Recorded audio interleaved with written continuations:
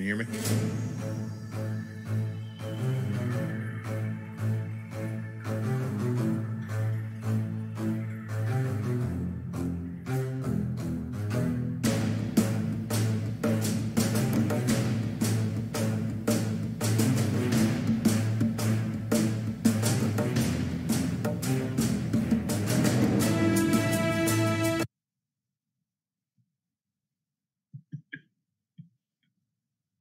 There you go. What's up, everybody?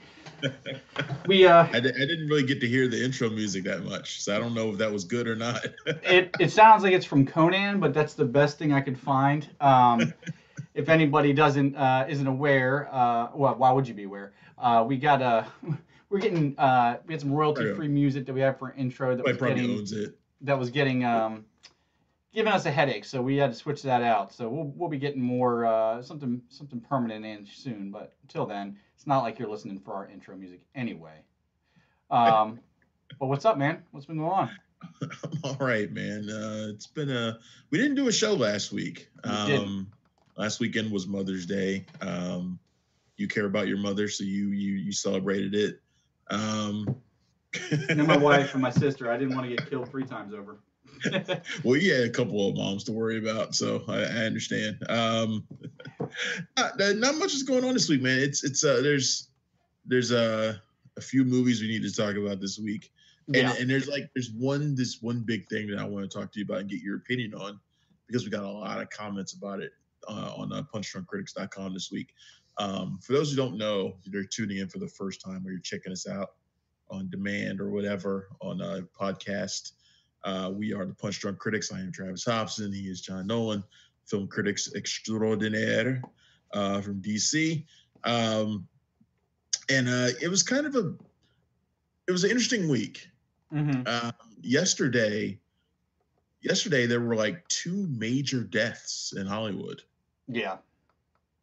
And it was crazy. First of all, it was Fred Willard, who I didn't know was 89 years old. Or 86 years old, for God's sakes. 86 years old.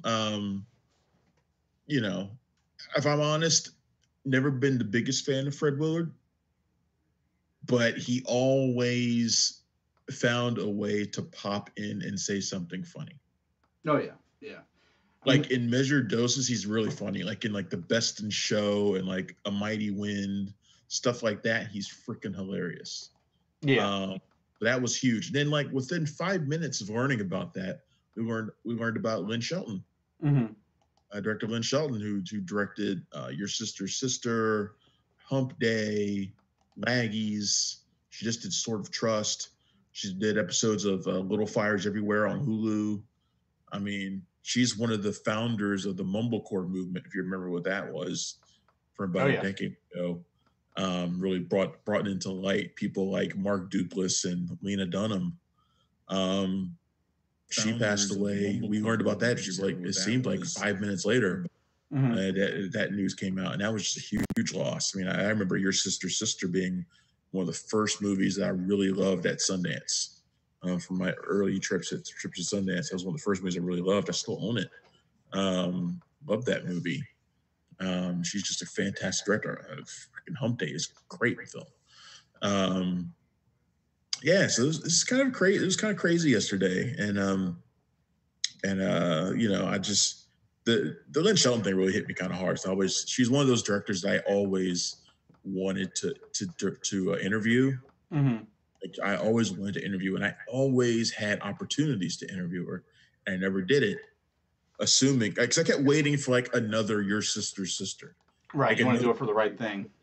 That I loved, that I wanted to talk about. Like I could have talked to her for Sword of Trust.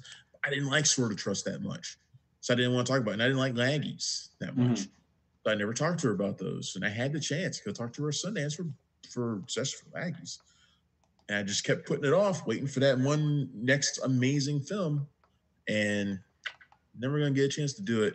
And it sucks because she's such a talented filmmaker, and she's gonna be missed. It sucks. Yeah, that's why you never put off today or for tomorrow what you can do today. I mean, and it's the weirdest thing about this is that this is the second show in a row that we've had a major affecting death to talk about.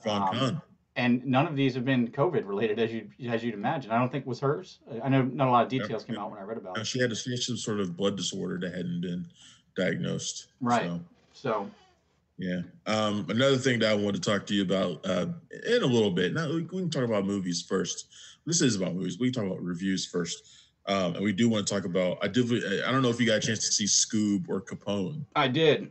Okay. My bank account is starting to hurt from all these. I got to give Scoob credit though for letting me buy it. Of these films still. What? Yeah, I know. I'm not that. Well, you might not have been able to get Scoob. They were really being tight with Scoob. Yeah. Not gonna lie. I got it over some people from other sites that didn't get it, so I got lucky. But Capone, you could have got. And the funny thing about Capone was, and I tweeted about this and wrote about it on Facebook, was that right after I wrote my Capone review, before I had posted it because the embargo hadn't been up yet, Josh Trank followed me on Twitter. No. Director, I know. And I was like, I really don't like it when the director of a movie follows me on Twitter right before I post my review. Right. Because I know he's just sitting there waiting for me to post it. Yeah. Well, and I'm going to get a message. And sure enough, I posted my review, and it wasn't great. It wasn't a great review. I did not give it a hugely positive review at all. Actually, I think it was kind of in between. And sure enough, he started tweeting away about, well, I did my best and blah, blah, blah, blah, blah. And, people will understand my movie in 10 years and blah, blah, blah, blah, blah, and all that kind of thing. And I was just like, bleh. Right.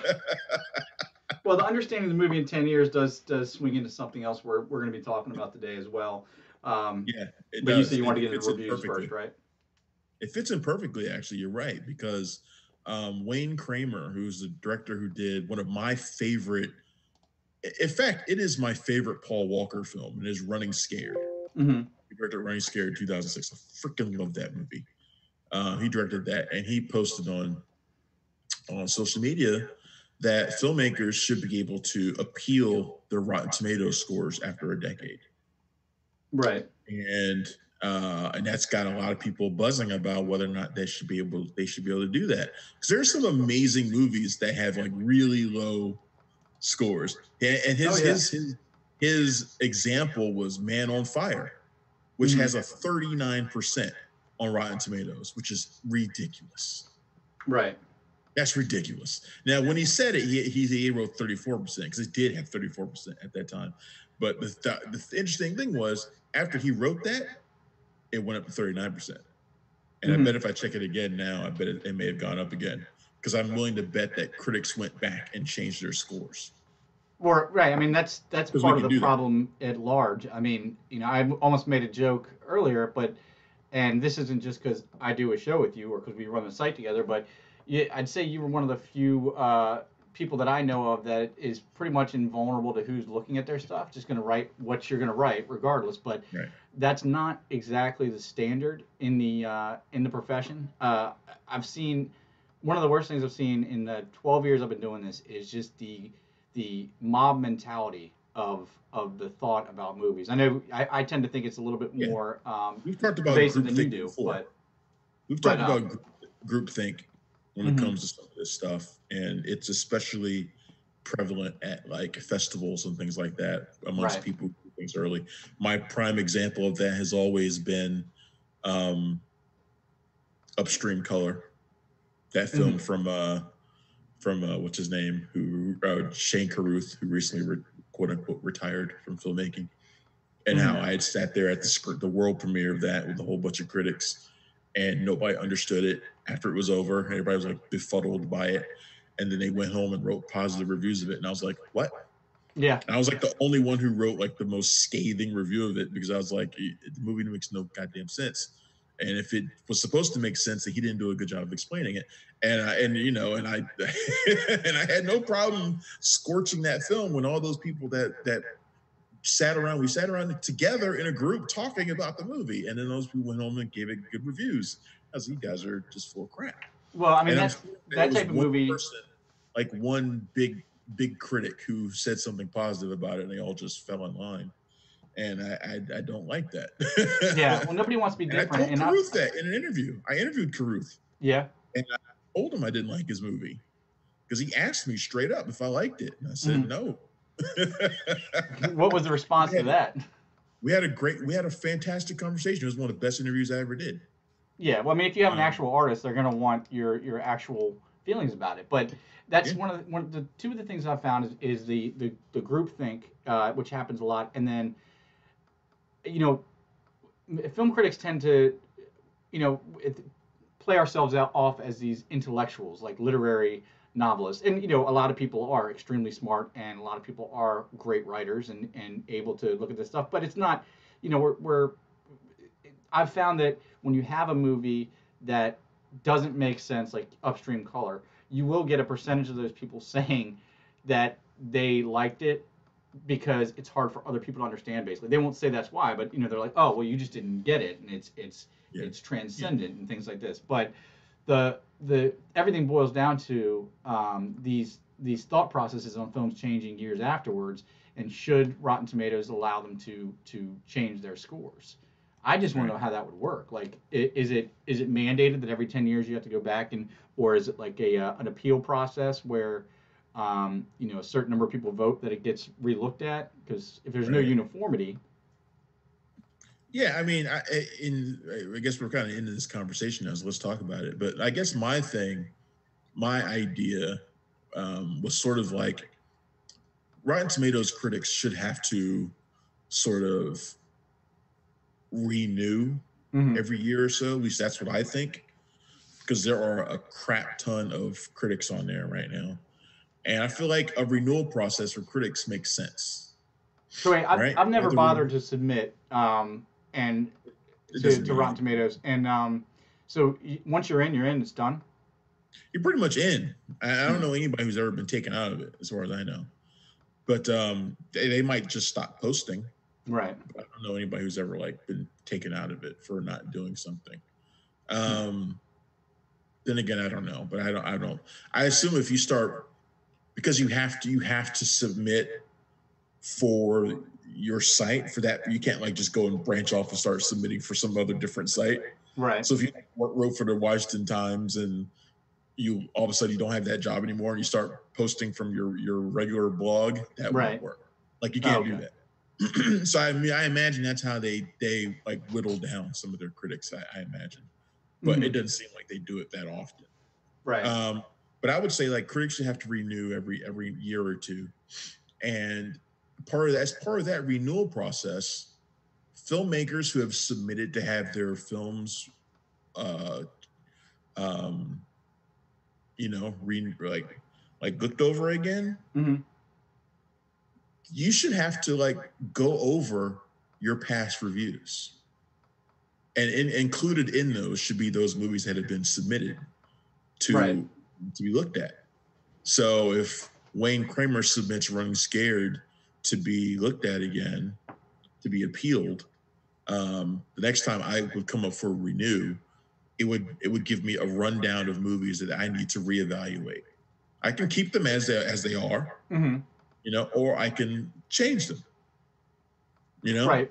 Is that and gonna? then, and then I could running scared to be one of them, and I could be like, hey, I gave this a 6 last time, but man, I really love that movie now. I'm gonna bump it up to an 8.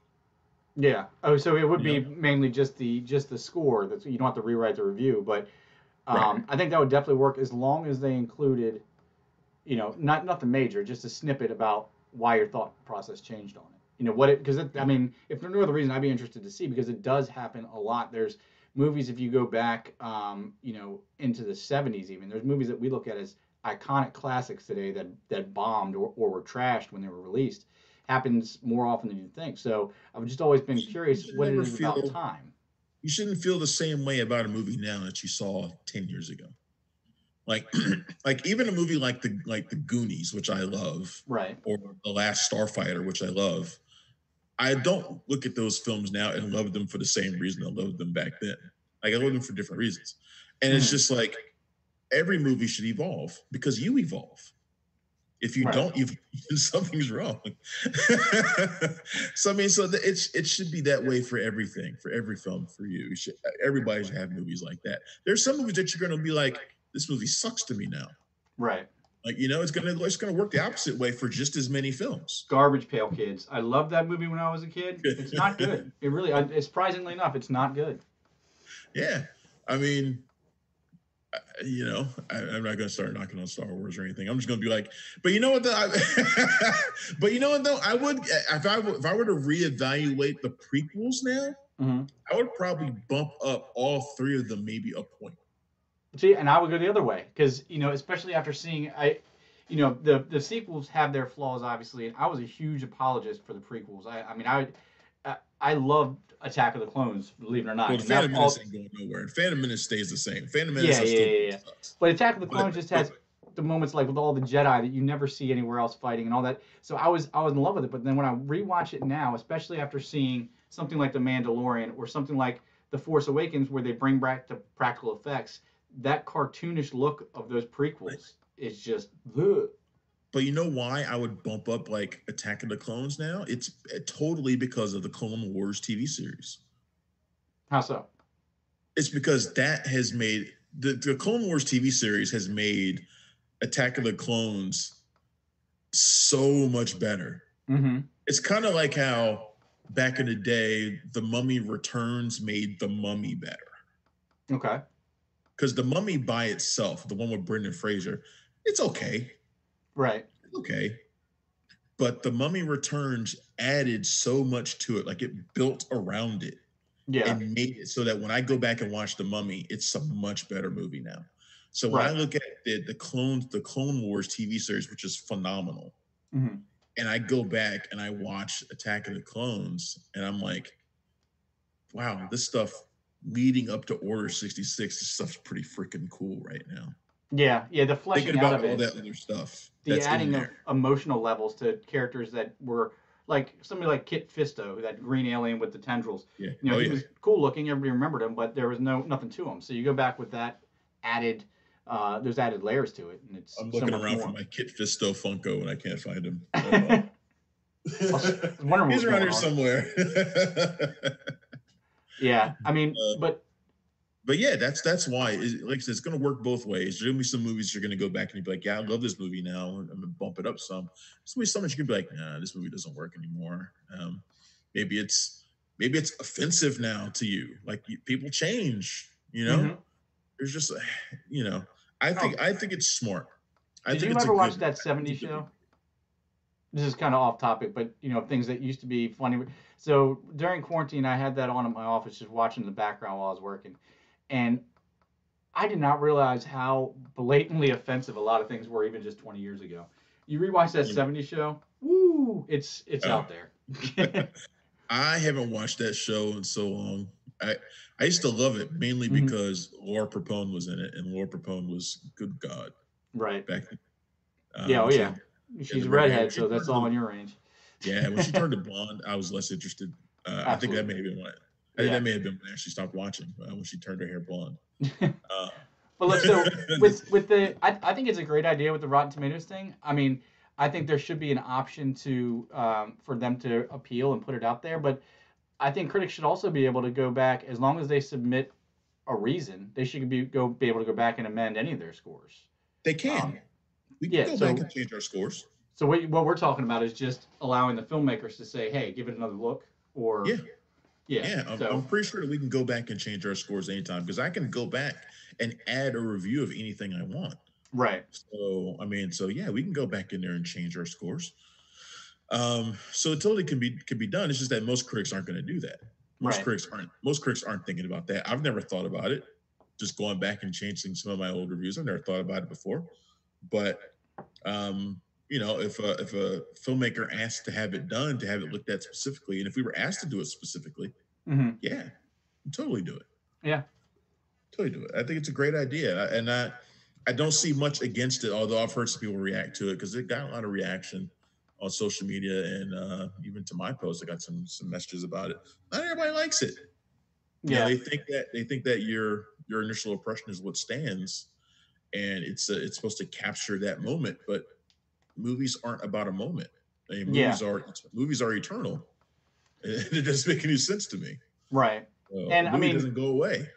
So also, Rotten Tomatoes for I wouldn't even say for the most part, a majority of it has to do with opening weekend. It's an initial theater run. So, but when you go back and look at it's more about a person's career because after that opening weekend, after a movie's out of the theaters, people nowadays are looking for what's on. Yeah, sure they check it. It's not as important as when you're picking what to go to theater. So it's when somebody like Josh Trank or somebody like that looks back at their collective scores and sees, oh man, my average of all my movies is 20% or whatever.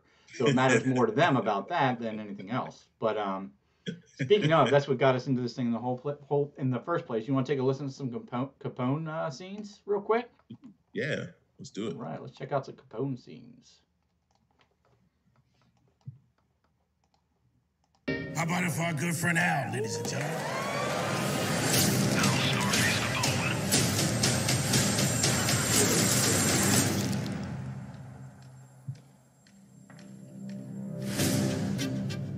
Do you know what the difference is between Adolf Hitler and Al Capone? Hitler's dead. Capone lives like a king in Florida. He has full-blown dementia. I have reason to believe that could all be an elaborate act. What's this about? We have information that your client may have tucked away a very large sum of money. Capone. Oh wow! I gotta fix our.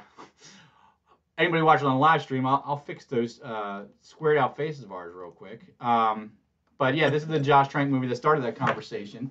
Capone Fonzo, was it originally? It was originally titled Fonzo, and if you watch the movie, they never call him Capone in the movie at all. They only call him Fonzo. There's one time where somebody refers to him as Al, and he's immediately shut down. Like, we don't use that name around here, I believe is the response from his wife, played by Linda Cardellini.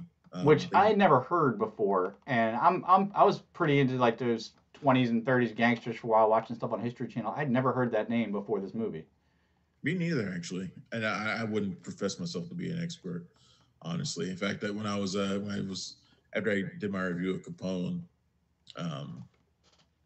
somebody messaged me and was disappointed by my review because they were excited about the movie, and they like dropped a whole bunch of information on me about Capone's final year or two. Right. How he was suffering from dementia and all the things that he said that he saw, this kind of crap. And I was like, well, that's great. I mean, it sounds like you will probably get a lot more from this movie than I did. Right. I mean, I imagine that if you're an Al Capone aficionado, you might understand it a lot more than I do. Yeah, but if you're not, and the movie should be made for everybody. Right, and which is one of my biggest problems with it is that look, he doesn't have to make an Al Capone gangster movie where he's shooting up people and taking on Elliot Ness or whatever. Like, I don't need to see that movie, and it's okay if he doesn't want to do that. Right. This was a lot like the final 30 minutes of The Irishman for me, which was really slow. Yeah, really slow. But the thing that kind of kept me interested in this was Tom Hardy, because Tom Hardy was giving another one of his "I'm coming in from a different kind of movie" vibe. Yeah. Again, it's another movie where you probably kind of wish he had a translator or some kind of subtitle for for a lot of what he has to say, because he's mumbling his way through this. But it's another off the wall performance for him as Capone, who is having his break from reality in his final year of life after a stint in federal prison. And I just felt like it was kind of a lumbering movie. right. And it didn't seem to have much momentum to it. And Trank, who I genuinely respect as a filmmaker, I loved Chronicle. I think his Fantastic Four had a great idea that was very badly executed. He was trying to do something different with superheroes that we had seen before, not that long before then. And he was trying to do something different. I appreciate that. It didn't play out well at all. It didn't work out. But I appreciate that he tried to do something different. And he's trying to do something different here too. I feel like that's going to be his thing from now on, is doing things differently than we expect. But he's very inconsistent in the way he portrays Capone's reality and fantasy. Mhm. Like there are characters introduced that are in reality, but then maybe they aren't. I don't know. There's this whole like mystery of missing $10 million or something, and it's like none of this stuff really works together. Like none of it really works. It doesn't Right. amount to anything. And I think that's just anybody who tunes into Capone is going to come away thinking, I don't know what this Al Capone is. It could have been just about anybody. It could have been about anybody having you know, their brain and their physical form, their physical and their mental selves breaking down. It could have been Mhm. about just about anyone. Yeah. And that's why I think it's good. I don't know who the movie's for. Let's put it that way. I don't Yeah. know who it's for, other than the most diehard Al Capone person. Like I said, aficionado. Other than him, I don't know who it's for. Yeah, I mean, I think the line of whether or not to know this movie is for you is if you actually knew that Capone didn't die in prison before you watched this movie. Because I think that's something that a lot of people did. I didn't know that. I mean, I just assumed he died in prison or something like that. But and it's funny you say that he's trying to make something that's different than what we're expecting, because I see that totally. But then parts of this movie felt like he was trying to jump back over that line. Like, oh, they're going to expect some hyper violence, and they're going to expect some gangland shootouts. So I'm going to throw this in. I almost wonder, would it have been better if it just stayed as like not an emotional piece, obviously, but if it didn't try so hard to be a gangster movie at times, without ever actually committing to that. Well, I mean, there's a lot of stuff in here that that I'm gonna remember at the end of the year, right? Mm-hmm. Like the scene. There's a couple of great scenes that I think when I wrote my review and I messaged Trank and I told him I respected what he did with the film, even though it didn't work for me. Mm-hmm. The scene where he's got the golden Tommy gun and he's firing away and he's chomping on a carrot like a cigar. Mm-hmm. That scene is like, it's so nutty that I'm gonna Yeah. remember that. Yeah. Or the scene where he's having a duet with Louis Armstrong. It's really, really evocative of the jazz era, which is when the movie is really set. Mm-hmm. And I think that just shows Trank's style and how good of a filmmaker he can be, that it puts you right into that era so well. And I wish the rest of the movie could have been as evocative as that. But Yeah. it just is, there really isn't that much. I didn't care about anything involving his wife or his abuses towards her or her anything that she did to him. I didn't care about any of that stuff. I didn't care about the Matt Dillon character who just kind of flits in and out, and I don't understand what he was about really. Still, I don't know what the purpose of his character was. There's a whole bunch of stuff like that in here, and I'm like, I don't know the purpose. It just seems like it's a bunch of things stitched together, and he slapped the name Capone on it. Well, I don't know if he probably didn't ask them to put that name Capone on it. I think he was happy with it being called Fonzo. Yeah. The problem is, if no one sees Capone now, even less would have seen a movie called Fonzo. Yeah, I would have thought it was a Muppet Babies sequel about Gonzo's cousin. But yeah, I guarantee you, Trank wasn't like, let's call my movie Capone. I guarantee you he wasn't like that. Right. Which, you know what? I mean, that's a studio decision I can agree with. And I think one of the things I'm seeing, he has so much potential and talent as a filmmaker. I mean, you just have to watch Chronicle to see that. I mean, I hate to keep going back to that, but he's had so many caught so many left hooks and had quite a few stumbling blocks that when you watch this movie, it really feels to me like he's just not confident enough yet. Like he wants to do something different, but he keeps stepping back into it. And he's like, well, I don't know if I want to go all the way out with it, or what do I want to do? And what the end result is a movie that seems like you said, like it was stitched together. Like he was in 14 different mindsets when he was making the movie. Yeah. And if he can somehow get his confidence back, or just stop caring what people think and make a movie that's all him and all what he wants to do, I have no doubt that it'll be just as good as Chronicle was. But until then, I think he's going to have to find a balance. Mm-hmm. I mean, Chronicle was an unlikely success story too. It was a superhero movie that went against the grain, right? And which is one of the reasons why it's so great.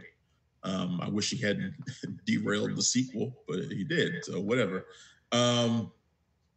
He's gonna have to find a balance. He's gonna have to find a way, like that movie did. He's gonna have to find a way to do something that's new, while also doing it in a way that taps into things that people love.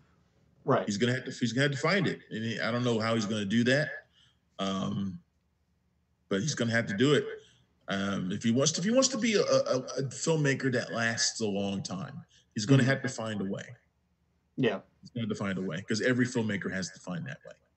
Yeah, and I think honestly, and it'll never happen just because of the whole Fantastic Four debacle. But what he needs to do is take maybe not such a high budget movie or a high profile movie, but he needs to take a regular studio picture, do his best with it, and have it succeed.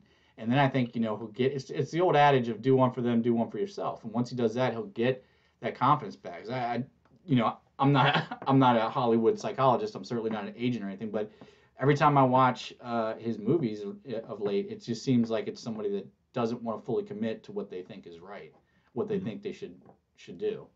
And I think it's a little bit different. I think he's somebody who has a vision, and he's just not willing to listen to anybody else who might be able to help him. Now, look, there are certain filmmakers who can get away with that. Tarantino probably doesn't have to listen to anybody else, but he's Tarantino. Yeah. He can get away with it.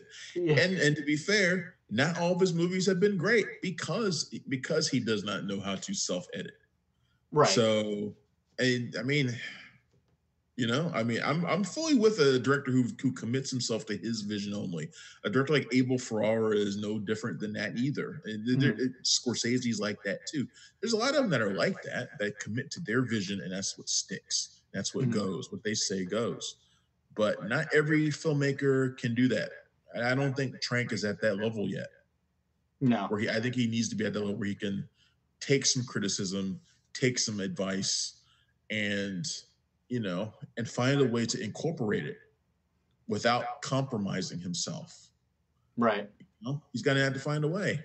But it is what it is, man. Yeah. He says easier said than done. It's disappointing because I wanted Capone to be amazing. Yeah, so.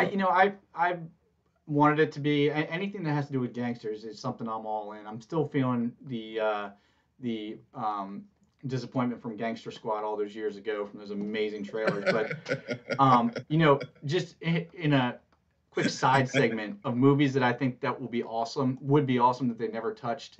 Nowadays every subject, everything has been done. Has there ever been a movie about the Pinkertons? You know who the Pinkertons are? They're like the old West federal agents. Has there ever been a movie that really did them? I mean, aren't they in like the Wyatt Earp movies and stuff? They always have they show up for like 2 seconds and they're like, oh, they're the Pinkertons or whatever. When you have like a stagecoach going, but they're usually douchebags. They usually are. But I'm saying like a legit movie surrounding them. I don't know if there's been just a movie about the Pinkertons. Like I really don't know. I don't know. Because they're like super bounty hunters back in the Wild West. It's got to be awesome. You have to excuse me. I got Red Dead Redemption too. So I'm sure there is, and we just don't know it. I'm sure there is a movie about the Pinkertons that we just aren't aware of. So. Well, speaking of films that are fully cerebral and touching on one thing that's never been done before, we saw Scoob this week. So let's check out a quick clip from Scoob, and then we'll get into it. Hello, Mystery Inc. I have a missing person to report. On May 15th, Shaggy and Scooby were taken an unbelievable mystery. He's coming home. Welcome to the Falcon Fury. Falcon? Ow, what was that for? Making sure this isn't a dream. You're supposed to pinch yourself. Ow. Ow. Scoob, rated PG. Ow. Finished? Ow. Yes. Exclusive early access with home premiere. Available. Scoob. I know we are going to obviously have different feelings about this. And our streaming viewers, apologies for the moving around of the screen for a second. I just have to fix a few things. It's a mess. We're going to get into a regular thing here, and then it'll all be gravy. But see, I'm not seeing any of this. Like I only see you. Because the thing is, when you set up the streaming scenes prior, something changes when you go live, and they get all wanky. And anyway, they're almost fixed. There we go. But yeah, Scoob, man, another big movie that we can probably thank Trolls World Tour for being able to watch at home, with the added awesomeness that I have to give this movie props for nothing else for this. that the rental's $20, yes, but they're giving you an option to buy it right away, which that I can totally get on board with because I'm hesitant to rent a movie for $19.99, but if you tell me I can just go ahead and buy it now for $25, I'm good. So that was a right. But what if you buy it and it sucks? Then you own a movie that sucks. Well, then I only spent $5 more. Ugh. Well, see, there is a linchpin here that you don't have the I can't think of a word that won't piss my wife off, but you don't have kids, so they'll watch anything about 1,000 times. So it's $25 well spent. I mean, my kids watch the Emoji Movie about 100 times. So I can imagine Scoob as a perfectly fine movie for kids. There's a lot going on in it, and it's colorful. It's got big characters. I can imagine a kid liking Scoob. I wish I liked Scoob more. Yeah, that's the thing. I really do wish I liked it more. But Scoob was a movie that Warner Brothers originally was going to release in theaters, and it's to be the launch of this Hanna-Barbera cinematic universe that they're trying to launch, and you can see that in like all of it, which is the thing that was bugging me about it. The fact that it was originally a theatrical film that was meant to be a part of a cinematic universe is the thing that I kept coming back to every time I started to enjoy it, and then something would get in the way, and I was like cinematic universe building, and I was like, whoa, right? You know, to me, Scooby-Doo, I like the Scooby-Doo I like, and I've watched a lot of Scooby-Doo because I love the Mystery Inc. squad. I love all those guys. I like the stories when they're simple. I don't really like all the Scooby-Doo crossover stuff. Like even when they cross over like WWE, which they did like in the last year or two, that stuff doesn't really work for me as much. It doesn't. I don't. Not even when they crossed with the Harlem Globetrotters. That was classic. Harlem Globetrotters. I was a child when I used to watch those things. They were fine. But if I watched them now, I'd probably be like, this kind of sucks. Yeah. But the things about the Globetrotters ones, though, they still kept the same like basic style. Right. Like a ghost who turns out to be some guy in a mask, stuff like that. This Scoob has flying killer drones, spaceships, superhero stuff with Blue Falcon, the Captain Caveman stuff, and they travel to the prehistoric island where he's at. None of that stuff Dastardly is the bad guy. None of that stuff really works. It doesn't. They don't go with Scooby-Doo. They don't really work with Scooby-Doo, and we don't get that much of the Mystery Inc. team together. Like they're fractured right from the beginning of the movie for the most part. And I like I said, the Scooby-Doo for me that I like is them working together to solve really simple, kind of fun mysteries. And that's the stuff I like from them. And this movie gets away from that because it's so interested in making things bigger that it loses the thing that I think most people my age really like about Scooby-Doo. So I really wanted to like it. I think the animation is gorgeous. Like, it looks great. It was especially eye-catching. It looks I'm never really a fan of 2D to 3D type changeovers. Like when you take a classic 2D cartoon and put it into 3D. But they even took little steps here and there. Like the opening of the film is exactly like the opening of the cartoon. Like they did it exactly, but in 3D. But it was surprisingly good. I didn't think I was going to like that piece of it. And I can totally respect what you're saying because this does feel more like it was a sequel. Like we already established everything and we didn't have the original adventure to really set us off for who these people were. But which is weird because they gave us that origin in the beginning too. So. Yeah. But I mean, other than I would have been fine with this movie either way, honestly. I don't think I can totally see what you're saying, but the fact that it didn't do a regular ghost story type deal and they did bring in pretty much half of the Hanna-Barbera squad. It didn't really bother me that much. I mean, they did such a great job with Scooby and Shaggy, and the movie was really emotional at times. I mean, honestly, it really was. And you got the opening that they put in the trailers where Scooby and Shaggy meet, and then all the way through, and in the end, I don't want to spoil anything. It seems weird when you're talking about Scooby-Doo, but there's a really, really kind of the Mystery Inc. team is still together. Yeah, but it pulls at your heartstrings at the end, for sure. And I I found myself laughing a lot more than I thought I would have at this, like laughing out loud. So, personally, I can get on board with what you're saying. I would have probably liked this either way, and I would like to see a standard Scooby adventure. But I had a really good time watching it, and I know my kids loved it as well. If anybody's got kids out there, Yeah. but I will say, for you watched it with your kids, right? Oh yeah, of course, yeah. Okay, all right. So yeah. I would have watched it without them. I assume there was some runoff there. I assume then their enthusiasm made you enthusiastic for it too. It could have been, but I mean, I will say, if there are any parents listening, you kind of got to know your kid's emotional ability when you're watching this, because at the end, and Travis is probably gonna laugh at this, but there is a scene that gets pretty serious for kids of a smaller age. I looked over and my 3-year-old was actually literally crying at the end at the chance of what could have happened there. So, watch out for that last bit. But I liked it a lot. I mean, I thought it was a lot of fun. Yeah, I'll say this. Like I said, I thought it was a beautiful film. I really, really liked Mark Wahlberg's Blue Falcon, because he reminded me a lot of Will Arnett's Lego Batman. Yeah, I can see that. in some ways. And this movie does some weird things with time too, because the Scooby Gang, like, we see their origin, and then we see them fast forward to the present when they're like as we usually know them. Yeah. So it's like nothing's really changed for them, but Blue Falcon is like a totally different Blue Falcon. Without giving away who that Blue Falcon is, but it's like time passed for him.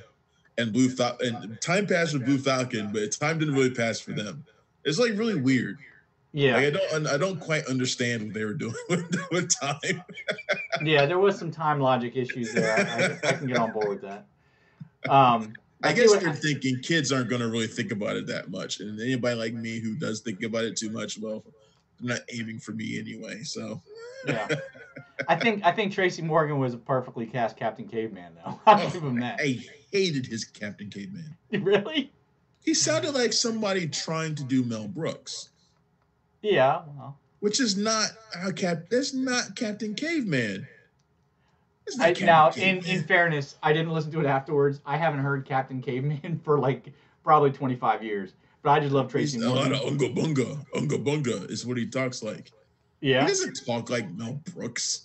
Oh.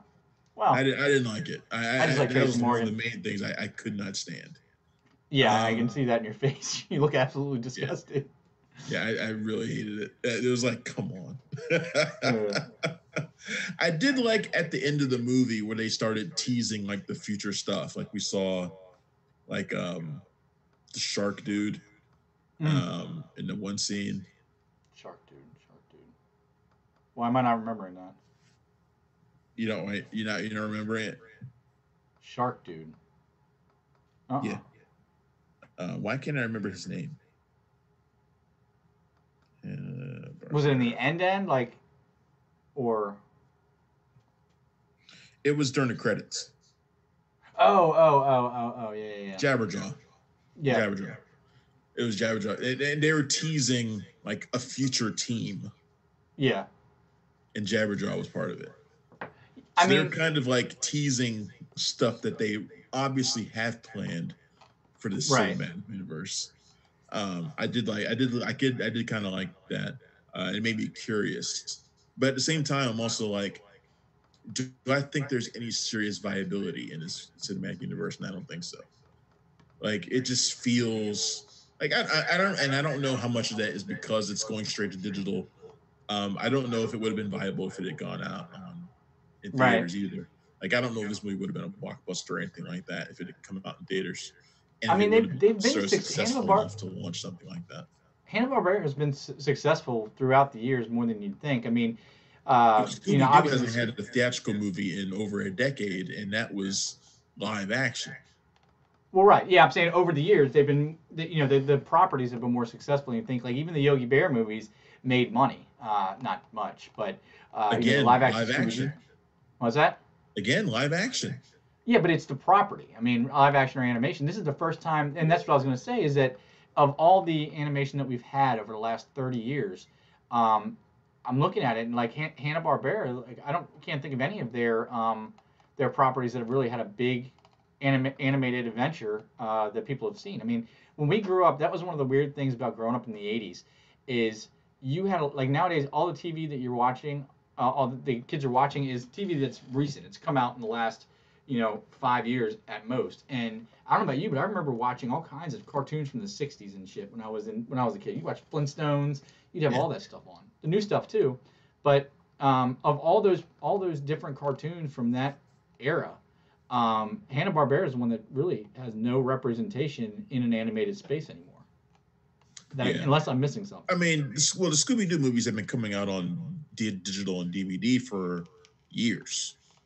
Yeah, so, nothing major. I mean, yeah. But yeah, like in theatrical, no, there hasn't been much Hanna-Barbera at all. If any, animation style. So. And their catalog is huge. I mean, you got everybody from Tom and Jerry. I thought that was that is from Tom and Jerry. Hanna-Barbera. Yeah, that's what it says. I'm looking at Wikipedia. It's the success with Tom and Jerry, the birth of Hanna-Barbera. I guess that's true. I mean, there's a Tom and Jerry movie that's coming out too. So Huckleberry Hound, Quick Draw. I mean, they had a lot of the weird ones. Like, what was it? Kung Fu Cat? Was he Hanna-Barbera? Oh yeah, they were Hanna-Barbera. Oh, you're right. I always liked their stuff just because it was more offbeat than everything else. I mean, it was certainly not Disney, and it wasn't even Warner Brothers or like Looney Tunes, and it always felt just a little bit different. But I mean, the most exposure Hanna-Barbera cartoons have gotten on a wide level these days is that Fruity Pebbles came out with a version that had marshmallows in it. So I mean, I hope it brings something more to the table because I do really like those characters. Okay, that's good. I'm glad you and your kiddos enjoyed it, man. Really. Why does it always sound condescending when you say things like that? I was serious. I'm glad that you enjoyed it. I know. I'm just messing with you. Damn it, I don't think I have Kit Fisto. You're still on that? I've been looking around every now and then, like trying to see where he might be.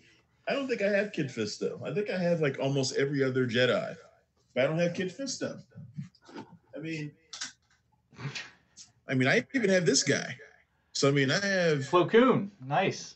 Yeah, I have Plo Koon. So, I mean, I've got almost all the Jedi. And I don't think I have Kit Fisto. You're seeing the birth of a mission here, people. No, I'm definitely going to look for him now. And I'm sure if I don't have him, it's because he's super expensive. Yeah, well, he was like one of the most popular, not major ones for a long time. All because the guy had 2 seconds where he smiled at the camera in Attack of the Clones. And before he got cut in half. Yeah, and then when the kid comes around, he's like, "Oh yeah, our favorite Jedi. He's gonna have a good duel and then get killed by Palpatine." Nope, he's gonna get chopped right in a second. So, Kit Fisto's not that bad. He's like $25 on eBay. It's not that bad. He's not even smiling in that. No, he's not. I don't think he has a mouth. Speaking of Clone Wars was something that fleshed out the Kit Fisto character. Yep. But not a ton.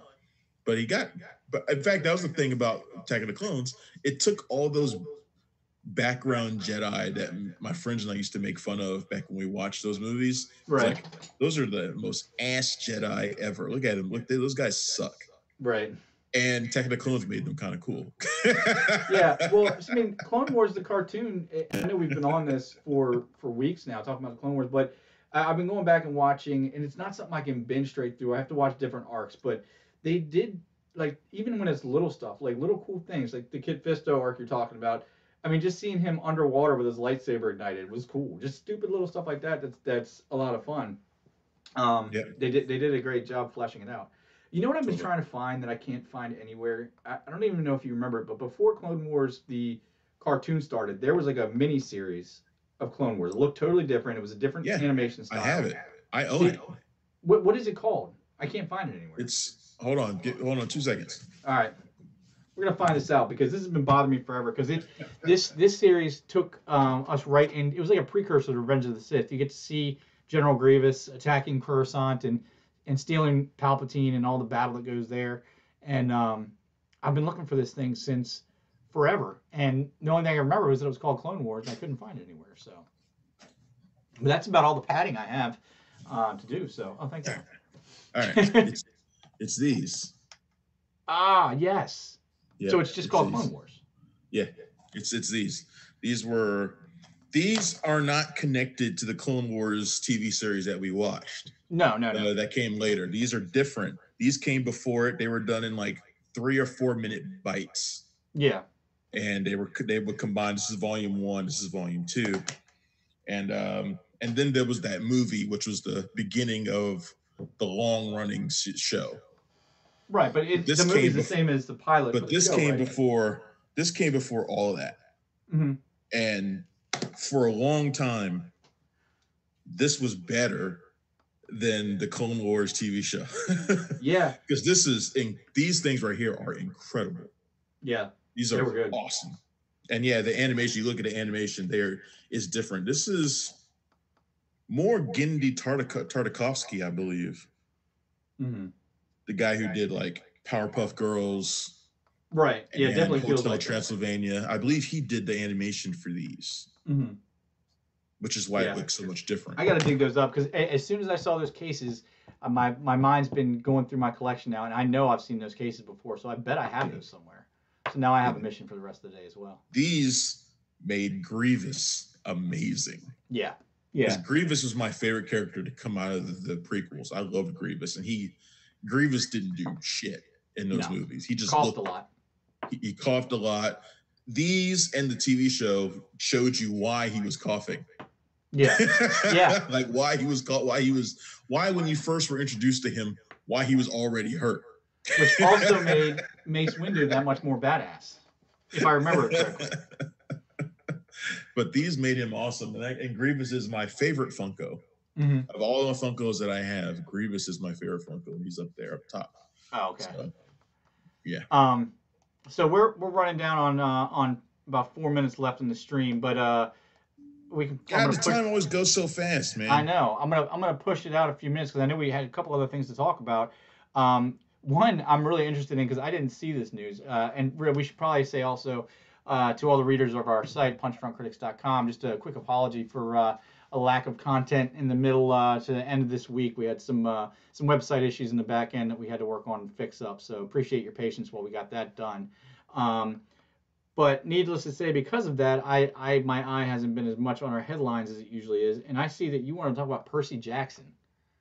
Yeah, Disney Plus is doing a Percy Jackson live action TV series. See, I think I thought that was such a good idea. I'm still surprised it didn't go further than it did. I liked the first movie. I liked the fired movie a lot. I'm somebody who's I love Greek mythology, Greek and Roman mythology. Right. I love it. In fact, I tweeted out the other day how much I'm in the mood to watch Troy. Love that movie. Like I have the Wolfgang Peterson, like the director's cut of Troy. Yeah, the 4-hour version. Yeah. Yeah, and I'm kind of feeding to watch it. Like I'm just in that kind of mood. I'm just waiting to have that block of time where I can just watch it. Yeah. I watched Brad Pitt as the most awesome Achilles ever. God, he's best amazing. Intro. He's amazing as Achilles. The best intro of what, at least top 5 intro ever. When he walks, he gets out of bed with 2 girls, walks to the battlefield, and just runs up and gets. Yeah, and he just stabs Nathan Jones, who was a WWE professional wrestler at the time, and just takes him out. God, he's bad. Turns around, looks at everybody else. Is there no one else? Oh, it's just amazing. It's so good. Yeah, so good, and I want to watch that so bad. I'm gonna stop myself from watching it today. I got too much to do. Yeah, well, that's one of the movies. You mentioned the direct, and now we're getting off another tangent, but the directorial version. This is one of those movies that if you haven't seen the director's cut, you haven't seen the movie. I mean, it's so much better. You gotta see the director's cut. I know so many people who still kind of down that movie as a flop. Mm-hmm. I mean, whatever. I've always loved it. Like I said, I've always been someone who loves Greek myth and Greek Roman myth, and I love those stories from back then about about the wars and stuff like that. I love that stuff, and that movie just spoke to me, man. I kind of love it, and I want to watch it. Even to the little stuff like introducing me to Rose Byrne, and then Orlando Jones, Diane Kruger as Helen of Troy. Oh yeah. You know, Orlando Bloom's Paris, It's most Paris. hateable person you've ever seen. He is such a douchebag, man. Yeah. Me and my buddy Jeff still talk about how much we hate Paris. I mean, literally. I mean, I don't know if that's a testament to the story or his acting, but oh my god, you just Paris is one of the most hateable figures in Greek myth. Yeah, I mean, and then he's just such a little pest. Well, and he's just this little douchebag who gets away with everything, and everybody around him pays the price for his fuck ups. Right, which goes into one of the, sometimes you'll watch a movie you've seen 1,000 times, and even though you know what's going to happen, you're just praying that some miracle happens and the celluloid changes. But the Urbana scene. Yeah, every time he starts going up to the walls of Troy and he starts yelling his name, come out. I'm like, no, just stay inside. Don't go out. Yeah, just don't come out. Yeah, don't come out. It's not a big deal. Nobody cares. Don't come out. Yeah, it's tough every time, man. I'm so totally right there with you, man. I'm always every time that scene comes, I'm like, man, I wish this joint would play out different. Yeah. just don't. Just stay with your wife and it's cool. Just take the L, man. He's always going to do is make fun of you. It's okay. Yeah. Better to let him make fun of you than to end up dragged behind a chariot. Yeah, that was rough too, man. That was rough. Like, it's heart-wrenching what happens to him, and then he gets desecrated after that too. Yeah, and then Christopher Plummer as his dad coming out there to beg for his son. It's like, come on, man. Yeah. Man, it's powerful stuff, man. But anyway, like I said, I love all that stuff. And Percy Jackson, I'm a big fan of that first movie. I've only tried to read the first book once, and I never quite got through it. Not because it was bad, but because I got sidetracked, like I do in a lot of books. But I've always planned to come back to them. In fact, I still have them on my Kindle. And the second one, Sea of Monsters. Sea of Monsters isn't a very good movie. No, it's not very good. But both those films did okay. They both did a couple $100 million. Mm-hmm. They both did all right for the time. And for a while after Sea of Monsters, there was talk of doing another one, but Logan Lerman was a breakout star, and he was getting older. And Alexander Daddario. Mm-hmm. Yep, I remember Rosario Dawson was in the first one. She may have been in the second one too. Yeah, she was the King of Hell's girlfriend. She was Persephone. Yep. There you go. So yeah, I mean, they had a great cast all around. Brandon T. Jackson was in them too. Great casts, fun movies. I think this could be great as a TV show. Yeah. The only thing I'm worried about is that because the books, the movies age up the characters. Mm-hmm. So they're much younger in the books. I feel like they're going to aim this at a younger crowd, like even younger than like the movies did. The movies were YA. I think the TV show will be even younger, and it might be too aged down for us. That's the main thing I'm worried about. My only concern is it's not. I mean, we've seen, if anybody hasn't watched the behind the scenes of The Mandalorian, just to see how they're doing the green screen technology nowadays with like a room that's got LED. I mean, it's just mind blowing. So it's certainly possible they can not spend a ton of money and still make it look amazing. Have you been watching those? Yeah. I haven't made it all the way through yet. I've been watching them here and there. I watched the first one. I haven't watched the rest of them yet, or any more that's come out. It's pretty mind blowing the way they're doing that stuff now, where you have. I mean, everybody remembers the old behind-the-scenes shot of like the old Star Wars movies we were talking about, where you have, a speeder in a room and then everything else is green around it. But they're essentially going in a giant room surrounded by LEDs everywhere, and it depicts the scene. The resolution's so good it looks real. It's and if Disney uses that same technology for Percy Jackson, my only concern would be that it comes off more like one of their iCarly shows than it does like a big budget epic show. Right. Not like the iCarly shows, but it wouldn't be a big budget epic, which it kind of needs to be to really capture what it is. Yeah, I mean, you don't want it to look like one of those Disney like high school shows or like junior high shows. Right. Like you don't want it to look like one of those. You want it to look like The Mandalorian. For sure. Yeah, absolutely. Which I don't blame you. I'd want it to look like The Mandalorian too. So speaking of The Mandalorian, and this wasn't on our list of things to talk about, but season 2, man. It's shaping pretty much season 2. It's just Dave Filoni said, I'm just going to continue Star Wars Rebels and Attack of the Clones. Why not? I'm just gonna take that stuff that I worked on before, and I'm just gonna continue them. Right. Because he's bringing in Rosario Dawson as Ahsoka. He's got Tamura Morrison playing Boba Fett, possibly Rex because he voiced all the clones as well. Right. So possibly Captain Rex.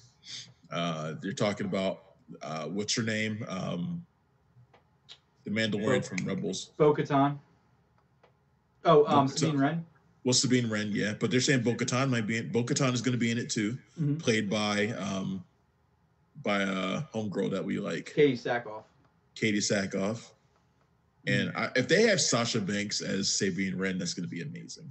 But I mean, it's my only concern is that now I shouldn't even be concerned because Dave Filoni, he's done no wrong, and I can't really fault him with anything. He's done no wrong. I call him the Chris Claremont of Star Wars right now. He's like the only one. If we have him and Jon Favreau leading this thing going forward, I mean, we're in a whole new realm. But my only concern is that it's this many people is going to take away from Mando himself. But yes. in the first season, they had just as many people. I mean, each episode had a different person. So if they handled it the same way. But then again, you have I didn't get enough of this person type stuff. You know what I mean? This is just the nature of how these things work now. We hear about all these characters coming in for season 2, and we assume that they're going to be there for all of season 2. Yeah. There's a possibility that all these characters, because they're so closely tied together, might be in like one episode or maybe like a 2-episode arc. Right. And that'd be the end of it. So we always think in broader terms when it comes to stuff like this, and I think that Favreau and Filoni in particular are smart enough to not take us too far away from Mando and Baby Yoda, because that is what the story is about. But you make an interesting point that all these people that we're hearing about are part of the same small group.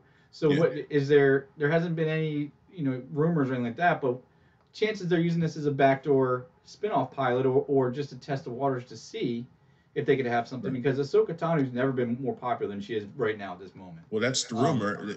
That's where they are. We already know they're doing a female-led Star Wars series. We already know that. The only question is who's the star of it. Now, a lot of people think Ahsoka is the obvious choice. Yeah. Maybe. I mean, we don't know if Rosario Dawson's going to sign on for that length of time to do a Star Wars TV show. We don't know. Seems like if anybody would, she would. You know what I mean? Probably, but she's also somebody who does a lot of stuff. So who knows? Who knows? Right. She's not even officially signed to play Ahsoka yet. I mean, I posted that not too long ago. She's not officially signed yet, but it seems like that's what's going to end up happening. I read that she already shot her scenes. I mean, because season 2 is supposed to be in the bag. I mean, in the can. I don't think it's done. But they're probably doing some effects still. But as far as filming is done, because they're not delaying the rollout of it, and with COVID, there's no way they could have guaranteed that otherwise. It wasn't that long ago that maybe a week or two that we learned that Peyton Reed was going to be directing episodes of season 2, and he hadn't done his yet. So I don't think they're finished. I'm sure they've done some. Like Robert Rodriguez, he had done his because he posted about being done and having shot with Baby Yoda, so he had talked about that. But Peyton Reed hadn't done his yet. Now this has been a couple of weeks. So that may have changed by now, but then again, I doubt it because of COVID. So I doubt any of this stuff has happened. Right. Well, that's the other thing about that behind the scenes show, which was much more interesting than I've ever seen. I mean, this way they're doing the backgrounds, which sounds like such a simple thing, is so revolutionary. It cuts down their post-production time immensely because they don't have to. Everything's shot in real time with the background, so they don't have to layer it in later. So it is possible that they can say, as long as we get in, back to filming by July, we can still hit our dates for this because we don't need a year's worth of post-production. Yeah, the season 2 is shaping up to be incredible.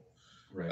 I mean, I should have known. Like, as soon as they showed Moff Gideon with the Darksaber, I should have been like, "Oh, well, crap! They're gonna bring in." I knew they're gonna bring in like more Mandalorians because they have to. They're gonna show the Darksaber. But I don't know why I didn't immediately think, "Oh shit, they're gonna bring in Bo-Katan."